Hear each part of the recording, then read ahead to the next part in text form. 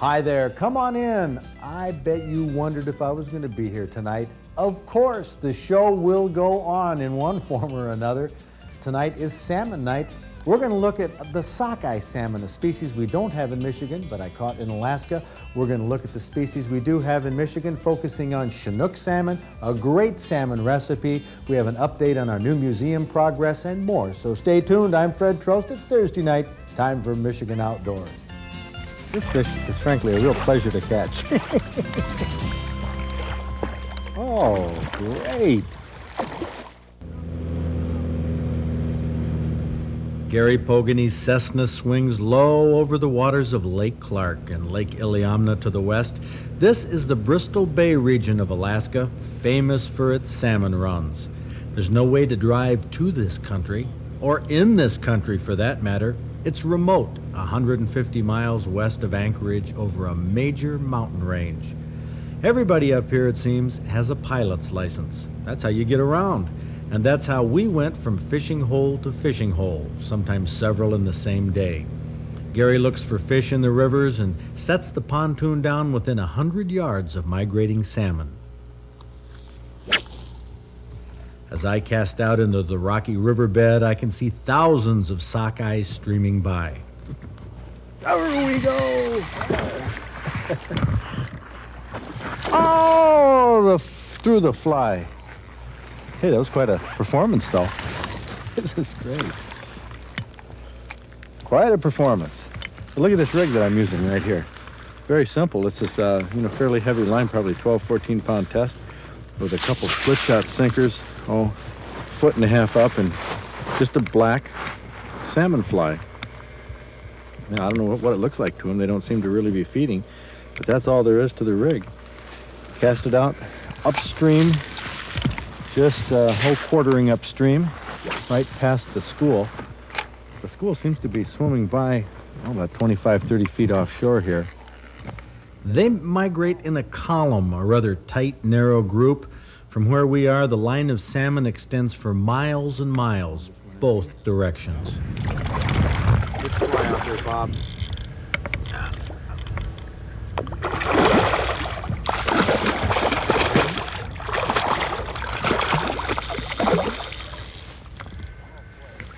Yeah, really close, too.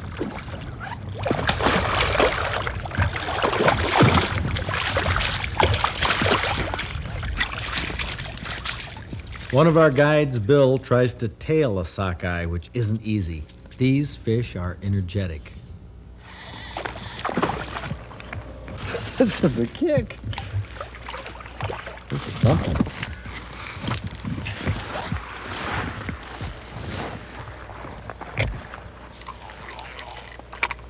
It's not like there's no fish to choose from here.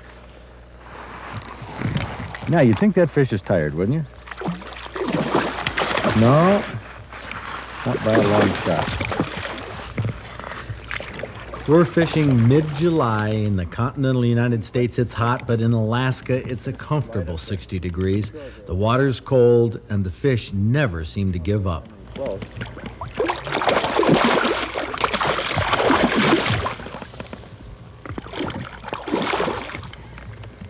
We haven't had our lines in the water for 5 minutes yet, and the action is non-stop. Now, we did hit lulls later on. 4 or 5 minutes without a fish.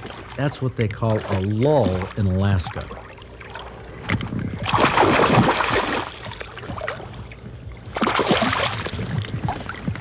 Now, this fish may not have been ready to quit, but I was ready, so I made my move.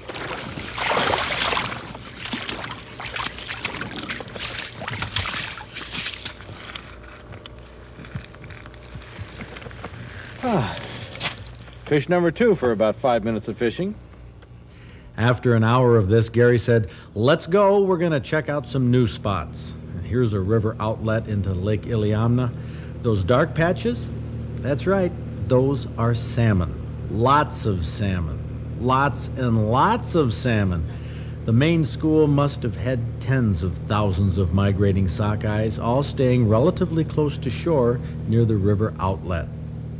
When we landed and cast towards the school, we'd watch the frisky ones porpoise.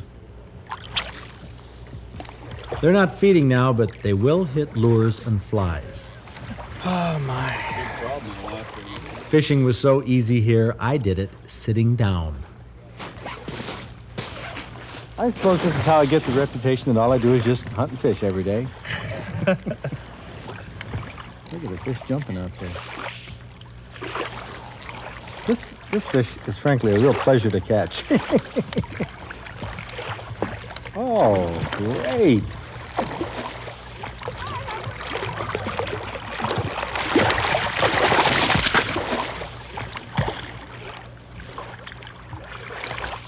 Now, it might be ready to beat. You're gonna have to excuse me, folks. I'm gonna have to get up now.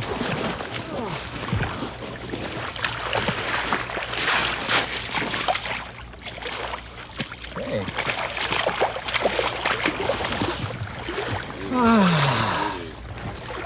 Oh my. 8-pounder.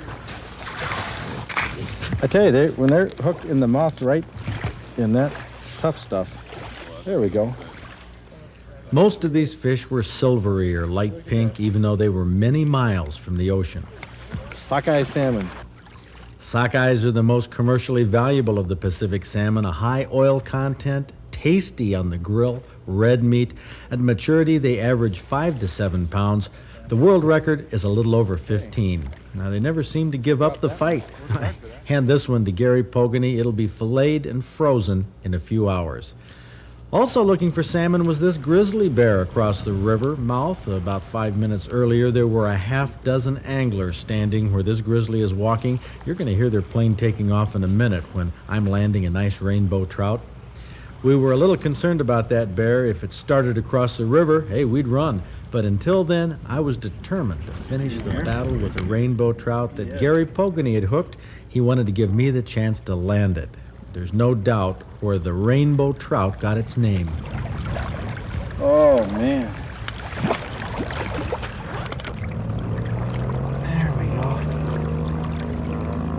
Oh, boy. That's as pretty as they come. In Manitoba, we used barbless hooks successfully on walleye and northern pike, but I'm not sure how they'd stay in these thrashing and jumping trout and salmon. I think the barb helps keep these fish hooked, but it sometimes creates a problem in releasing them. And in this part of Alaska, all rainbows must go back. There we go. There we go. Oh! Beautiful, or is that beautiful? That's as pretty as a fish is made, I'll tell you. We caught a few of these prized rainbows, and we caught all the salmon we could handle. At Osprey Lodge, Gary and the guides would fillet these fish as soon as we got back. They'd be frozen in hours and on the grill soon after we got home. We only fished for sockeye like this one day in Alaska. If you can believe it, there were other fish to catch other places, and we spent 4 more days doing it.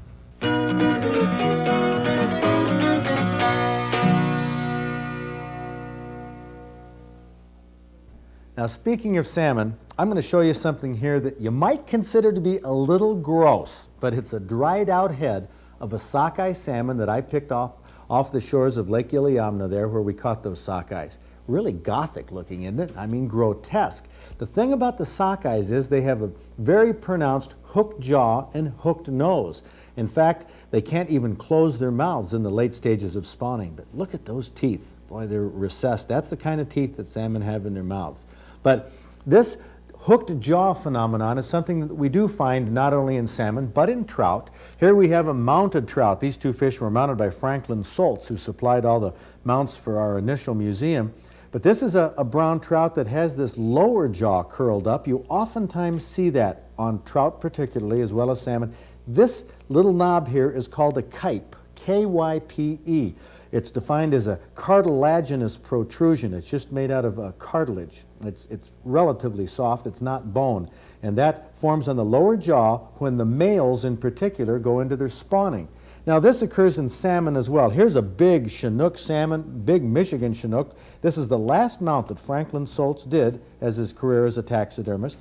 But this is a Michigan salmon. You can see the jaw is hooked a little bit of a kype being formed right here in those big teeth that the salmon use to catch the fish they eat.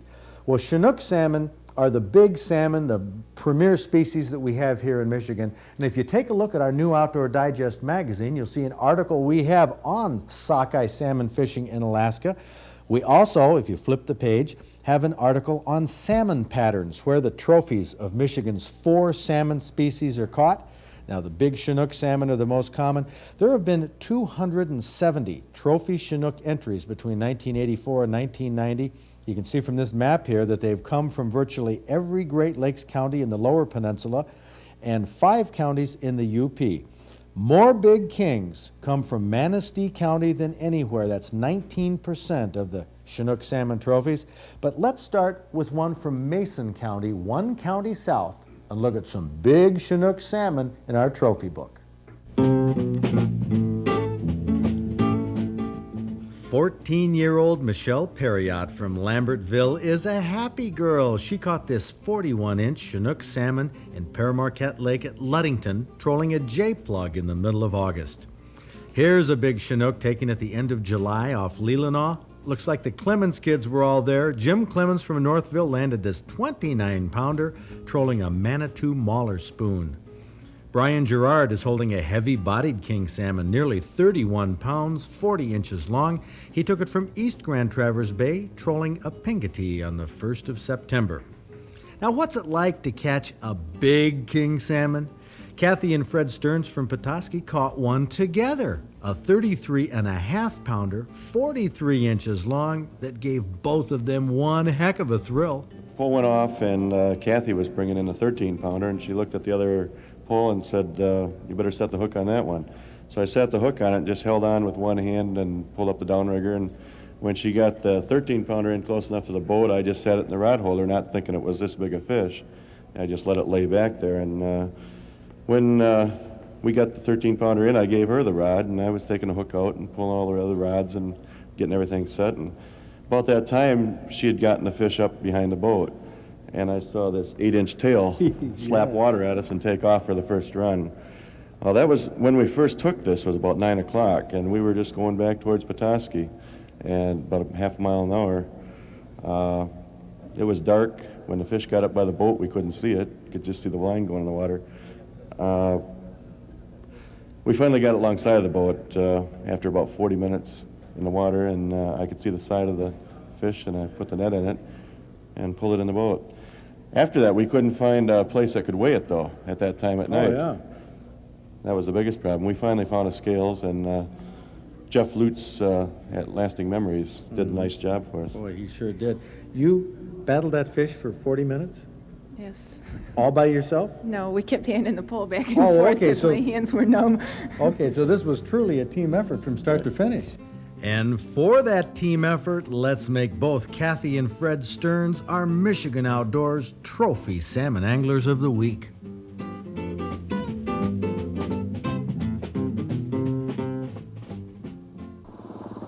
Saturday, March 7th, we'll open the doors to our new Hunting and Fishing Museum in Bath. We're renovating the upstairs of what was formerly the Dodge City Restaurant in Bath. All the restaurant equipment has been removed, our exhibit areas are being built, and most of the fixtures should be installed by next week.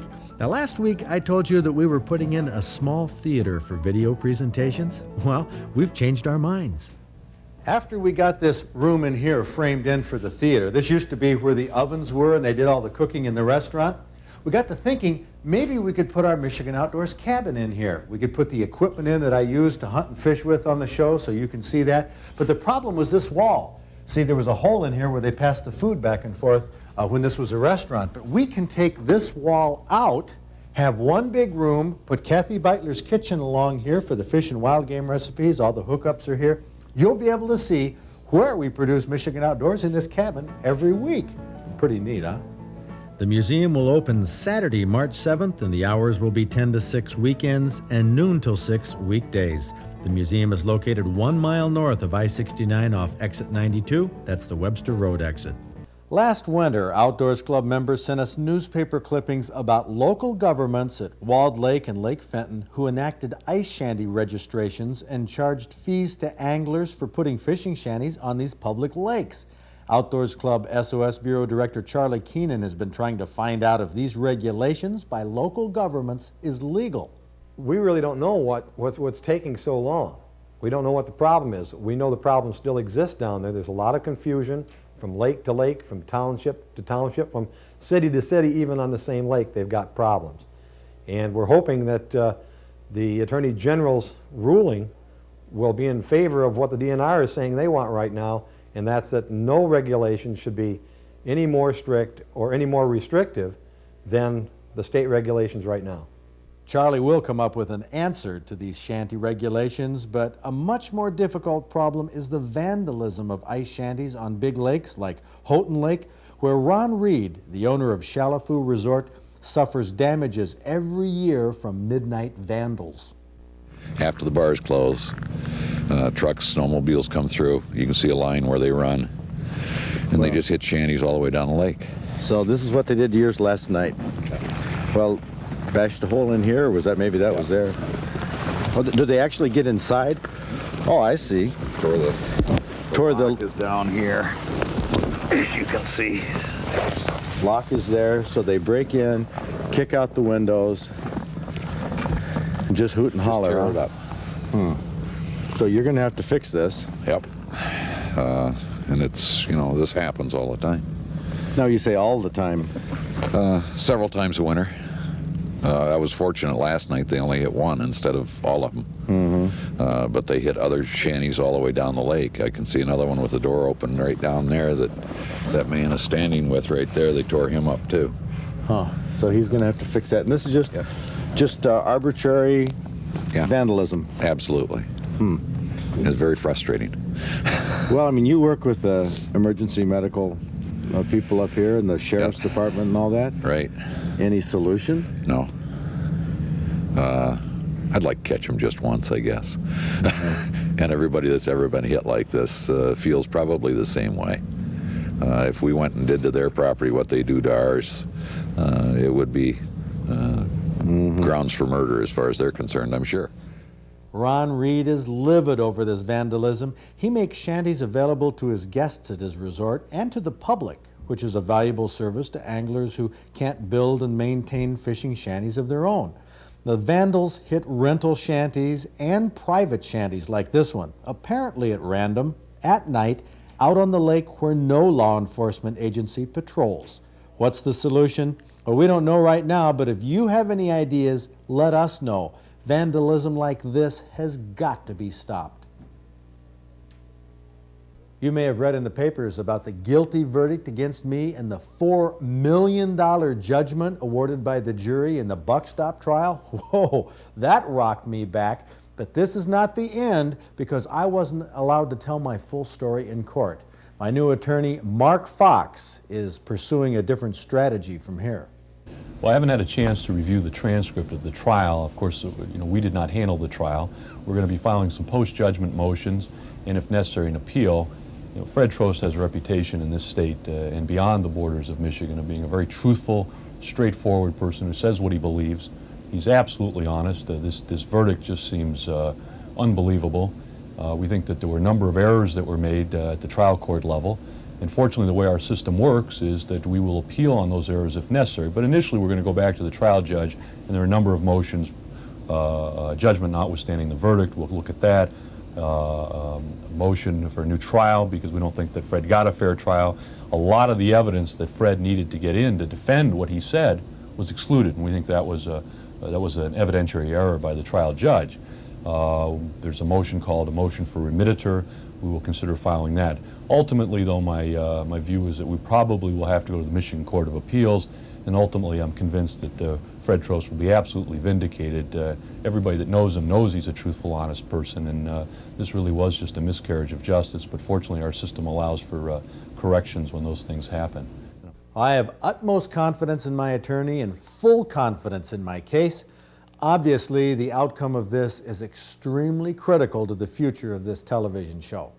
But believe it or not, I'm still hungry. But I think I'd really like to have a recipe with a little something extra. This week's recipe for a salmon and vodka cream sauce with green peppercorns sounds quite involved, but it really isn't. And you're just going to saute onion rings in some butter. Ooh. Yes. Oh, I love onions that way. Yep. And then you're going to go ahead and add chopped spinach to it.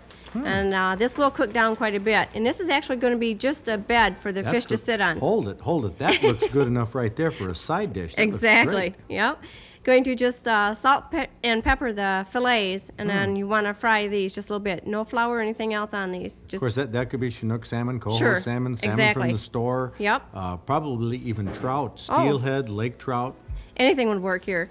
And then you just want to get these done, and because they should be done at this point because the sauce will go over the top of it. Boy, does that look good. And then you're going to add whipping cream to your pan and some vodka, of course. Some vodka. Right. This is to taste or Yes, yes. or whatever. And then a couple tablespoons of butter will go into this, and then your smashed green peppercorns. Now I was Green peppercorns? Exactly, and they do have a different flavor than your black pepper. I'm just going to crush those up and put those into it, and then a little bit of lime juice. And that's the sauce. That's the sauce, and it goes over the top of the fish. I tell you, all three of those look good. Look excellent. Yes. We're going to try this out on Lois Buren, who, if anybody calls the Outdoors Club, asks about their membership, they'll talk to Lois. Let's find out what she says about this recipe. I don't cook it much myself, but this is very good. I do like salmon. I've had salmon before, and I do like it. I like the onions. I like the spinach. And the sauce. And the sauce. No, I like it. It did have a lime taste. Yeah, you can taste the lime comes through. It really does, but I enjoy it. It complements the fish pretty well, I think. I think it's terrific. I mean, absolutely terrific. I love. It tastes like capers. Those little peppercorn things. And it's I an love elegant capers. recipe that really doesn't take that long. I mean, most recipes that look like this take a long time, and this one doesn't. But Lois, you have 4 kids. Yes. I mean, up until about 10, 11 years old. Would they even get 10 feet near this thing? I of think they spinach? would. They're do? maybe not the oldest, but a couple of them do like fish. My youngest loves fish, and she would eat this without hesitation. Oh, this Even the is spinach? You might push it with the spinach, but the fish part without a hesitation.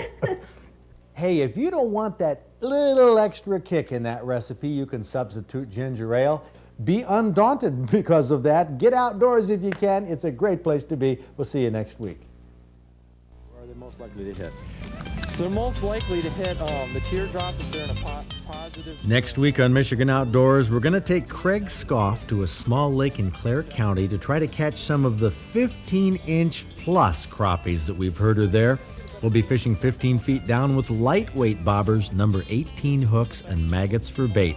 Now, this European-style fishing can usually produce fish when other methods fail. For the results of our quest, be sure to join me next week right here on Public TV. And that's why the key to catching the fish is seeing the bites.